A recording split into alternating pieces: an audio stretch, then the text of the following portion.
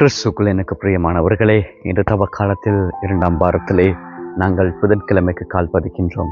அதே போன்று இன்றைய திருச்சபை புனித சூசையப்பருடைய திருவிழாவையும் கொண்டாடுகின்றது. இந்நாளிலே ஆண்டவர் உங்களுக்கும் எனக்கும் ஒரு வாக்குறுதியினை கொடுக்கின்றார்.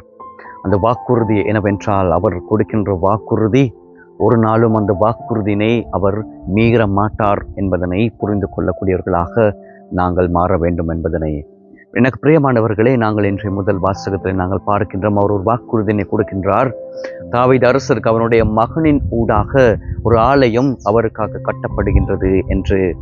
அன்பார்ந்தவர்களே, அதே போன்று நாங்கள் பார்க்கின்றோம், புனித அன்னை தேவ அன்னை ஒரு வாக்குறுதியினை பெற்றுக்கொள்கிறார். அந்த வாக்குறுதியின் ஊடாக அந்த வாக்குறுதி தன்னுடைய வாழ்க்கையின் ஊடாக நிறைவு பெறுகின்றது. அதே போன்று இறைவன் தன்னுடைய மகனை இந்த உலகத்துக்கு அனுப்புவதற்காக ஒரு வாக்குறுதியினை அவர் கொடுக்க அவர்களிடத்திலே இடம்பெறுகின்ற அந்த வாக்குறுதியை நாங்கள் பார்க்கின்றோம். அதே போன்று சூசையப்பருக்கும் இறைவனுக்கும் இடையிலே ஒரு வாக்குறுதி இடம்பெறுகின்றது. அந்த வாக்குறுதியினூடாக முழு மனிதர்களுக்கும் அந்த அதாவது மீட்பினை பெற்றுக்கொள்வதற்கு இது ஒரு உறுதுணையாக அல்லது கருப்பொருளாக அமைவதை நாங்கள் பார்க்கின்றோம். அன்பார்ந்தவர்களே, அப்படியானால் உங்களுடைய வாழ்க்கையிலும் என்னுடைய வாழ்க்கையிலும் ஆண்டவர் ஒரு வாக்குறுதியினை கொடுக்கின்றார். இந்த வாக்குறுதியை நாங்கள் எங்களுடைய வாழ்க்கையிலே எவ்வாறு நிறைவேற்றுவது? நாங்கள் பல விதமான வாக்குறுதிகளை நாங்கள் கொடுக்கின்றோம். அப்படியானால் இறைவன் உங்களுக்கும் எனக்கும் கொடுக்கின்ற வாக்குறுதி, அவர் சொல்லுகின்ற வார்த்தை உங்களுடைய வாழ்க்கையிலும் என்னுடைய வாழ்க்கையிலும் ஒருபோதும் பிழையாக அமையாது, தீமையாக அமையாது.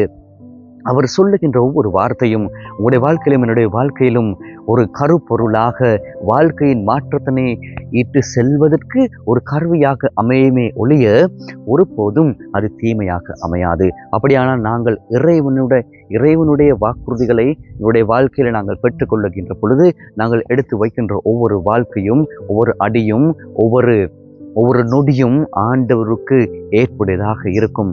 அந்த சூசையப்பருடைய வாழ்க்கையை நாங்கள் பார்க்கின்ற பொழுது அவ்வாறான தன்னுடைய தாழ்ச்சியின்மையின் காரணமாக முழு உலகத்திற்கும் மீட்பினை பெற்றுக் கொடுப்பதற்கு அவர் உறுதுணையாக, அவர் ஒரு கருப்பொருளாக இருக்கின்றதை நாங்கள் பார்க்கின்றோம். அப்படியானால் நீங்களும் நானும் அவ்வாறு மாறுவோம். இறைவனுக்கு ஒரு கருப்பொருளாக இருப்போம். இறைவனுடைய மீட்புக்கு ஒரு பரிசாக எங்களுடைய வாழ்க்கையை கொடுப்போம். அப்பொழுது உங்களுடைய வாழ்க்கையும் என்னுடைய வாழ்க்கும் வெளிச்சமாக இருக்கும். அந்த வரப்பிரசாதனை பெற்றுக்கொள்வதற்கு இதனாலே நாங்கள் மன்றாடுவோம்.